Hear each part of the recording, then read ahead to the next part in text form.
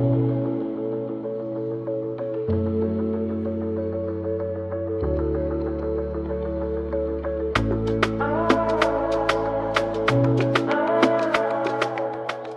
hello one all, welcome back to the Purple Rain Podcast, and it's yeah. If you can't already tell, this podcast is made in England, you can tell now we're supposed to bitching about the weather. Well, it's just, I feel like today is really now taking the piss. Okay, today we have had our first set of rain in Manchester for what feels like months, and yet we've come up here now into the recording studio, and it's still fucking warm!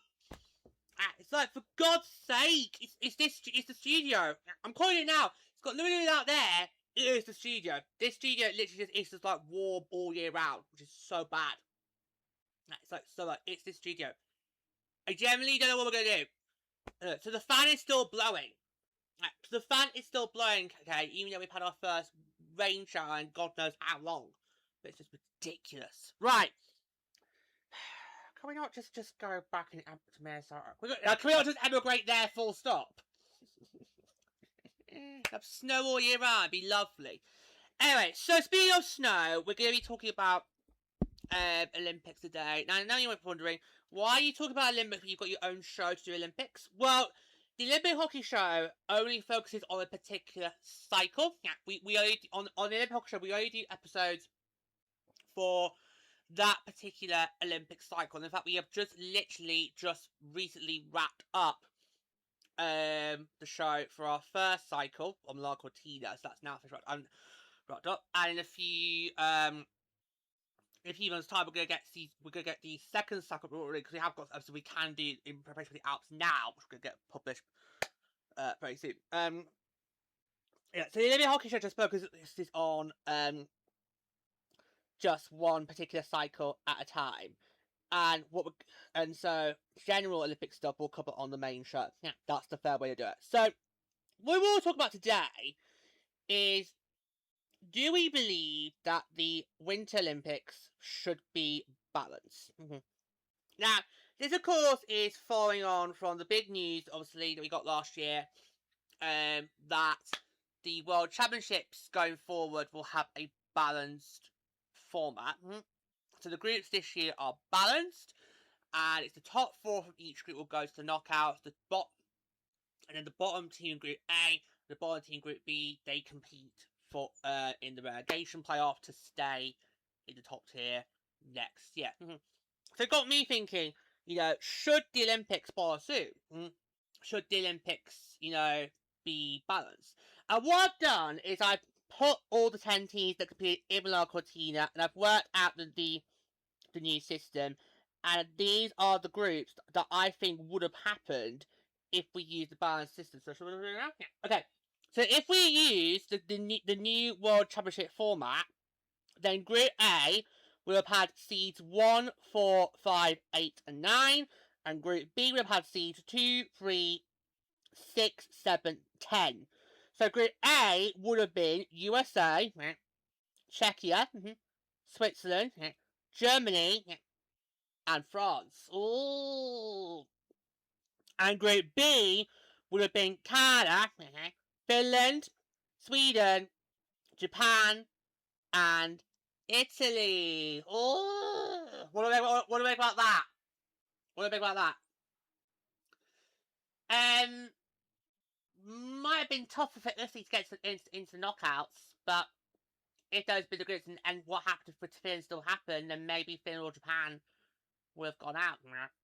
Well, because Japan proved there were no match for Sweden or Italy. So I think Italy still gets through, but just by the narrowest of margins. And would it change anything in Group A? No. France would still get knocked out. They would still get knocked out. They wouldn't have to worry about facing Sweden. They would have to go with results. Yeah, well, that'd be their only big lopsided result. The others would be quite close, as we saw. Okay. But that would have been the groups in Milano Cortina this year if they used the new format in the World Championships. Now, I'm really looking forward to seeing how this is going to play in the World Championships in November. I'm really looking forward to it. I mean, it's just the international scene has never really felt like a fair balance, or a fair system, whether that be Olympics or World Championships. Because you've got the top 5 and all in one group. Then you got the other 5 in the other, and it has led to question over the years where some teams you feel shouldn't be in that group but should be in that one. Obviously, like you put up with Sweden last year. Well, I just felt with Sweden. Why are they in Group B when really they should be one of the top 5 in Group A? Especially how we see it now. They have literally just walked their group in their two most recent tournaments. They've walked their group. It's the knockouts is where it gets trickier. Although you could argue in Milano, Sweden had an easier path to the medal round because they didn't have to play Finland. Yeah. I definitely think if Finland had been healthy and Finland had got where we thought we were going to get in the groups, I do think Finland would have played Sweden in the quarters, and I do think based on what happened in last year's was in Czechia, I think Finland would have knocked Sweden out. Absolutely. So I think that would have happened. Yeah, you could argue Sweden had a more easier path gets the medals because obviously Finland, just fell to the wayside with obviously the Neurovirus. Yeah. But you just look at the thing. The teams in Group A kind of get an easy ride because they know that they don't have to worry about fighting for a place in the knockouts. And I think this is what's going to be the beauty about the new system, is how a lot of teams in Group A this year, they've never really had to fight to keep their place in the knockouts. And now they know pressure's on, particularly for Switzerland. Well, yeah. I know, but he's got a point, because Switzerland's one of those teams you think, really, especially as how they've been kind of bottom of the group in the last few years, they know that they're going to step up if they want to get in the knockouts, because they do believe they should be in the knockouts regardless, but they're going to have to prove that even more now. So yeah, so teams like Switzerland and say Czechia and even Germany, Japan, those kind of 4, they're going to need to really now fight even more harder than ever before to try and really prove that they deserve their place still in the knockouts, because it's not going to be easy now. I think the group stage edition in the world is going to be so much more interesting than ever, because you now know every team has got to really fight and put their best foot forward in the group stages to have that fighting chance of getting into the knockouts, because obviously only 4 teams from each group will go through. Okay, so it's going to be really tough. It's going to be really exciting. Yeah. So I personally would love to see this system in the Olympics, because if we look at the previous 4 cycles, I just feel Milano feels like an anomaly. But a good one. I know, a good one, because obviously the previous 4, you haven't really seen that competitive balance that we are used to seeing on a night in, night out basis in the PWHL. Yeah.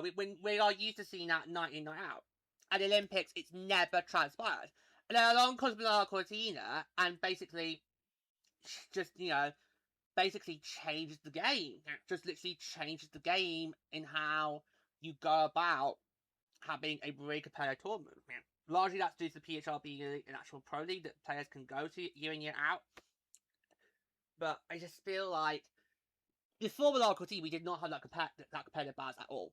So it used to be USA, Canada would basically just blitz their way through the competition, and everyone else was basically being there as a participation medal. So I think by having the groups balance, it gives that incentive to really do well in the group stage, particularly if you're in Group A, because you know that your place is not secure in the knockouts. The only advantage of Group A is really you get to play with like the best of the best. Yeah. But because you're guaranteed to have either USA or Canada in your group. But I feel if we have to make the Olympics a balanced format, I think you would see a lot more competitive games than you've ever seen before, particularly in the group. Because if we think back to Milano Cortina, so we go back to February. Most of the games were competitive, but you could still see one side dominate over the other. Yeah.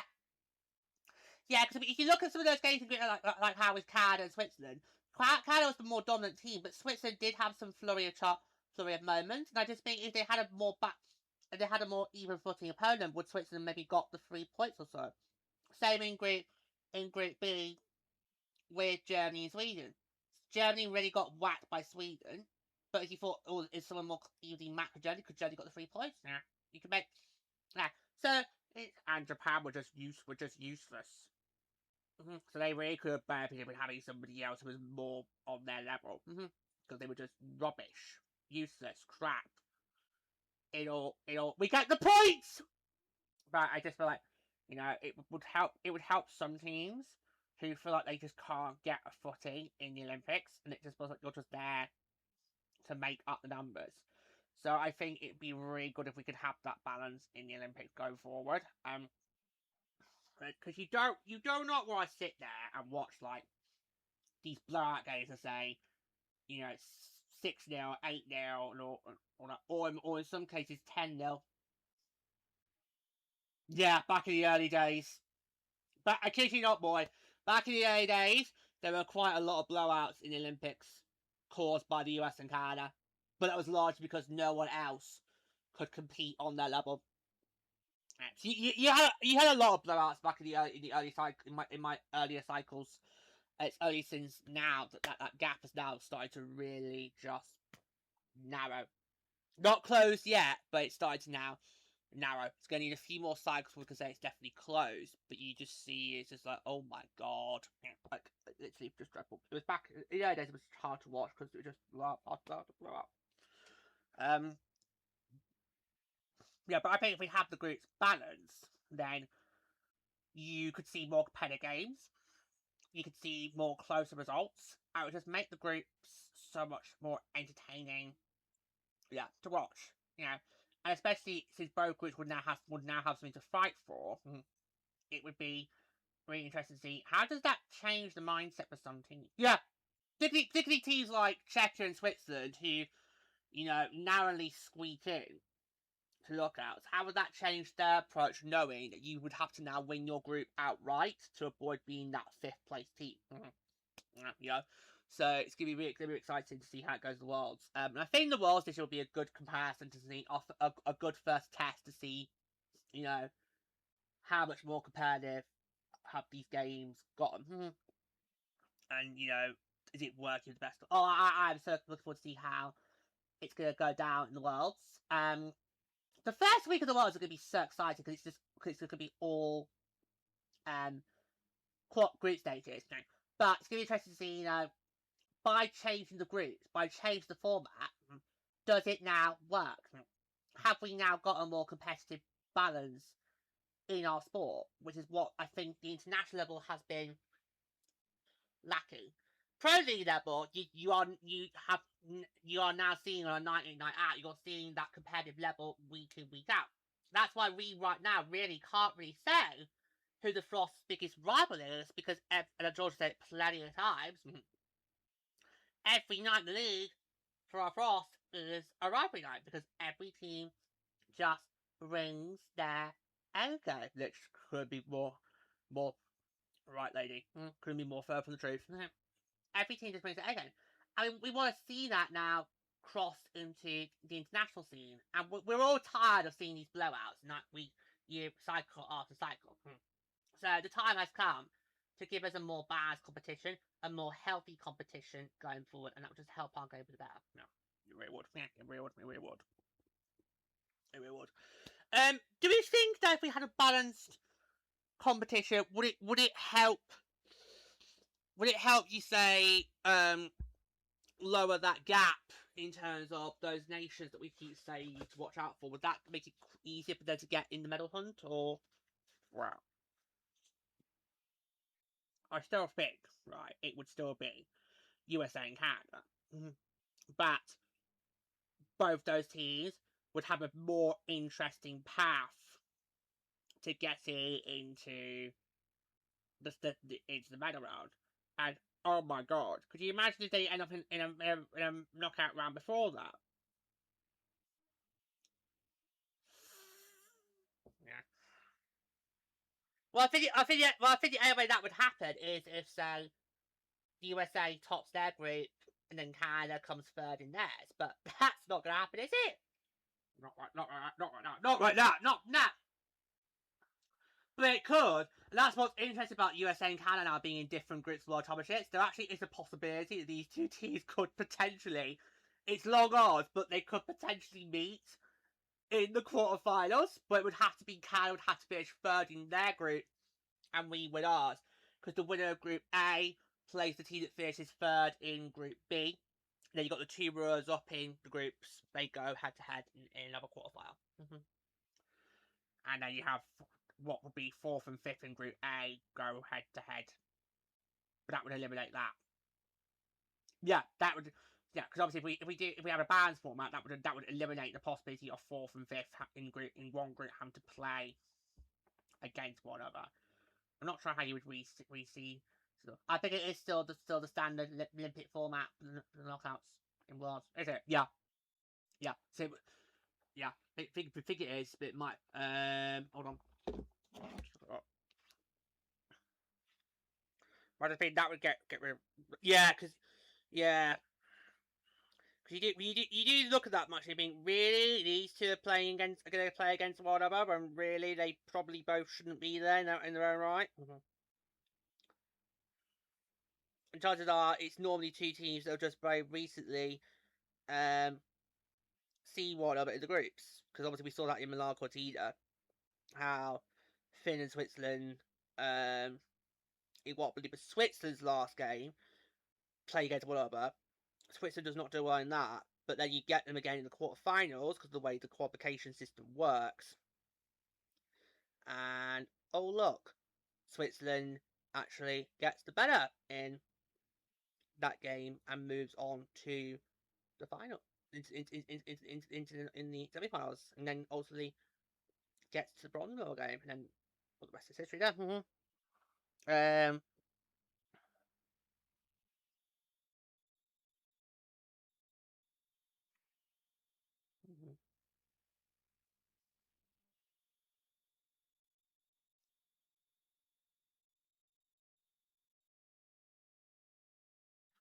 Right, so for the quarterfinals at this year's Worlds, it will be quarterfinalists will be paired according to their positions in the groups.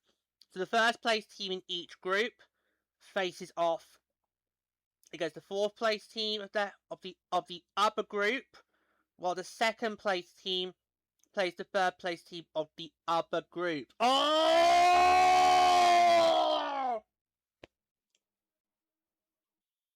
Right. So Group A winner plays fourth place in Group B. Second place in Group A plays third place in Group in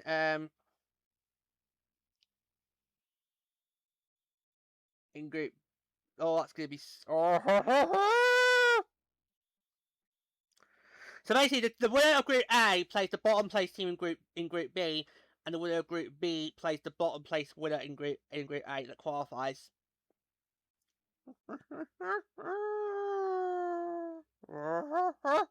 That's gonna be thrilling. Wow, that is gonna be thrilling because you're not gonna prepare for that, because obviously the groups you only play the team that's in your group, so you're not gonna be prepared for that now.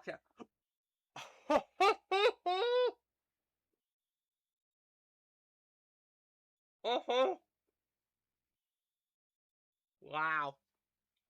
Oh, it's gonna be so thrilling. Could you imagine if that was done in the Olympics? So say can you imagine if that was how it's done in the Olympics? So say like the bottom place in Group B, you have who's qualified to knockouts, you have to then go and play the winner of Group A. Carnage. It would just be on carnage. But brilliant to watch, because you would get like just some iconic matchups that you probably would not expected if you did like the traditional Group A plays winner plays third in Group B and so forth and so forth. It's gonna be wow. Well, so I kind of feel like this year's World Championships are going to be a really, really exciting baseline to see how the new format works, and could we maybe see it get implemented to the Olympics? Because the Olympic format it's not perfect, and but it has pretty much stood the test of time for nearly 30 years now, and that's great. But 30 years ago there wasn't a pro league for women's hockey. No. Okay, I mean, 30 years ago, there was literally not a pro league for women's hockey. And if you go back 4 years ago, the prospect of that still did not feel real. No. Okay. And so things have changed now since Nagano 98, and it's changed for the better. And I just feel that we need to now start thinking, okay, how can we now adapt the sport and make it better, but also to reflect, the changing landscape of the sport, which has changed a lot over the last cycle, really. Yeah.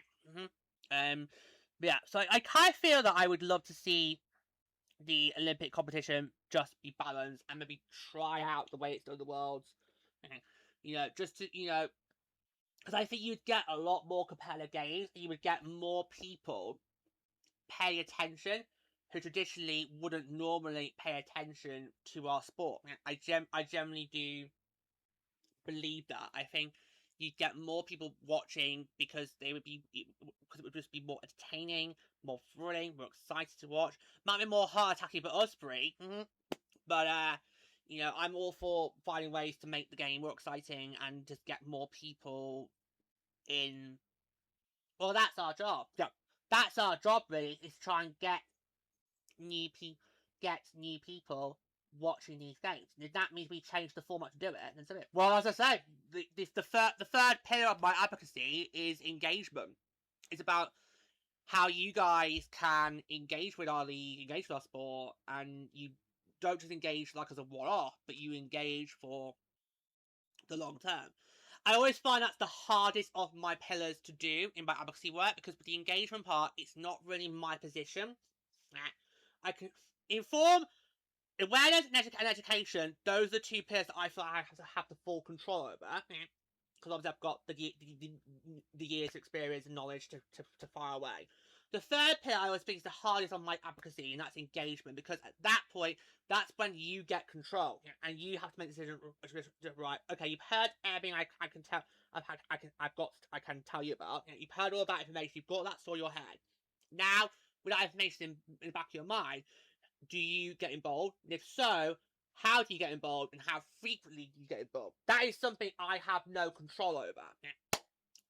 But at the end of the day, what we have to do is try and find ways to get the word, get new people in, get the word out there, and try and get these people who would not normally engage with our sport, get them engaged, and engaged for the better.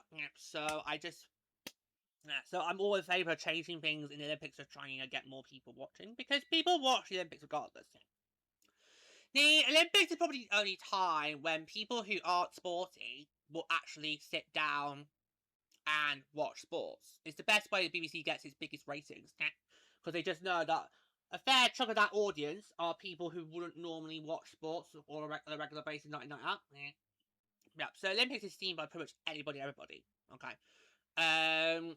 Whether you did the full 3 weeks like us, or you just watch, say, 1 or 2 hours of it throughout, it's literally everybody watches Olympics. So we've got to really find ways that we can change the sport and change the format and just make it more exciting, entertaining, and engaging for people to watch and just to get involved. And yeah, because we've been craving for our competition to be.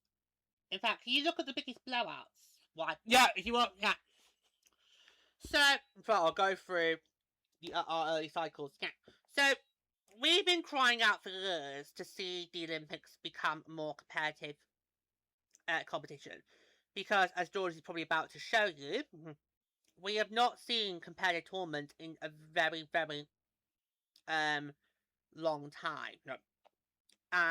So the fact that this year Milano Cortina we got for the first time ever a really competitive tournament from the get-go was just brilliant, and something that we're going to Sabre, Cherish, and Treasure. The danger is, though, that'll be the expectation we will have going forward. That's going to be Milano's legacy, is that it's giving us competitive competition that we're going to expect to see from future host cities going forward. But then again, we can't really determine who's going to be in and who's not going to be in. But yeah, I just feel like now we're starting to see a more competitive side to Olympics, but this is something we should have seen from the get-go. It's not quite perfect yet, no. But, because some teams, as we saw this year, of course, as mentioned, Japan was one of them, some teams really did still struggle this year, despite the fact that you did saw more competitive tournaments. Some teams really up their game. Yeah. Like, seriously, up their game. So, I was really impressed with how we got a more competitive tournament this time round compared to what we've seen in previous years. Yeah, in previous cycles and all that. Yeah. Okay, so let's have a look, shall we? Yeah, so straight away, where to start? I start with 2010. So let me give you an example of some blowouts. So in 2010, in the group stages, Canada defeated Slovakia. He's gonna win at this. 18-0. 18! Yep.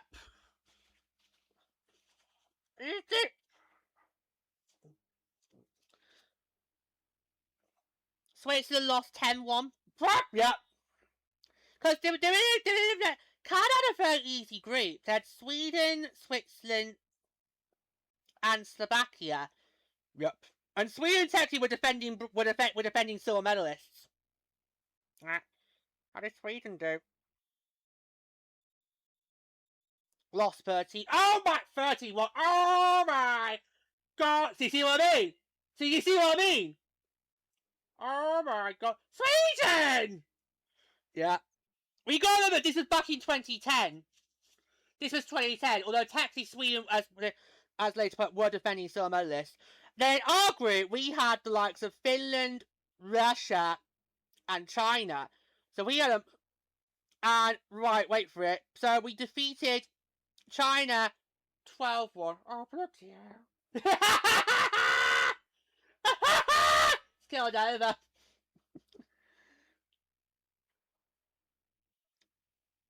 We spanked the Russians 13-0.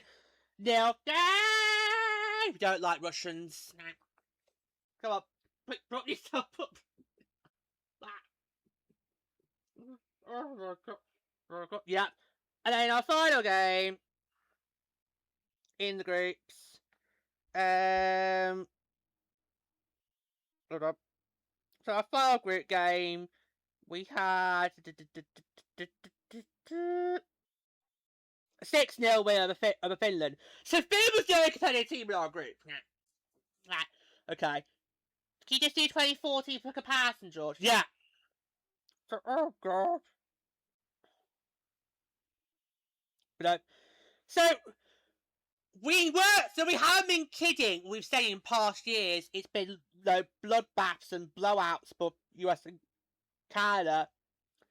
They generally were, because the rest of the field just were just not, were just not competitive. Now, like it really were just not.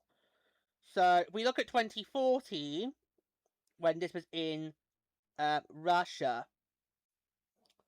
So in the preliminary round, so we had in our group Canada, Finland, and Switzerland. Oh, yes, that was the first time that both Canada and USA have been in the same group in my tenure. It was only my second. It was only my second cycle. So we defeated Finland 3-1.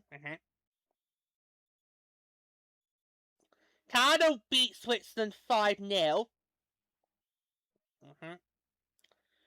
We then blew out the Switzerland. 9-0. Yeah, so still technically a blowout. Yeah. Canada got a 3-0 win over Finland. And then Canada edged us 3-2 in the last group game. Was it that bad in Pyeongchang? Don't think it was, but we can do a compat. But we can check those just for one person. Yeah, right, okay. Yeah. Beijing, I think, was when things started to calm down. So you don't need to look up Beijing again, George. But Beijing, I kind of thought that was when things were starting to calm down. Now you could argue maybe COVID and the ripples of the pandemic had an effect on that, but I didn't think we had as big a blowouts in Beijing than we had, say, in Vancouver and Sochi combined. Yeah. Okay, so in Beijing, again, both Canada and the USA were in the same group, along with Finland and OAR. So that was the Russian team. And in that group round, USA beats Finland 3-1. Okay. Canada in that COVID game, because that was the game where everyone had to wear masks, OAR didn't get a single goal on the board, so Canada beat OAR 5-0 there. Then Canada wins 4-1 over Finland, so Finland managed to get one goal past Canada there. USA beats OAR 5-0. And then obviously Canada beats us 2-1 to finish out the group. So actually, when we got to Pyeongchang, that's where you start to see the gap really now. I'm going to double check Beijing just for my just to feed my curiosity. Okay.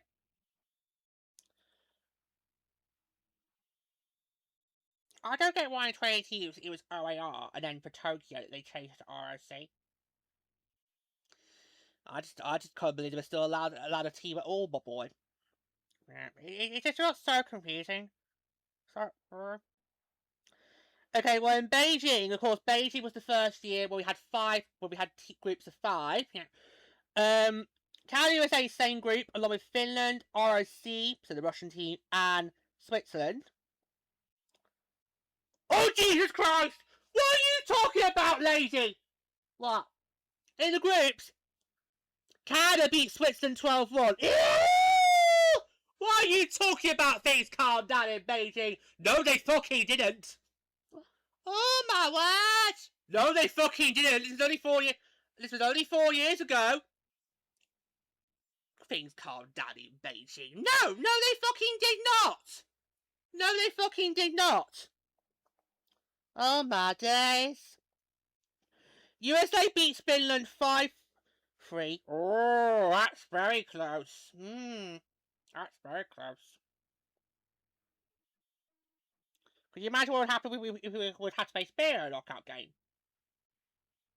Oh, don't speak that to existence.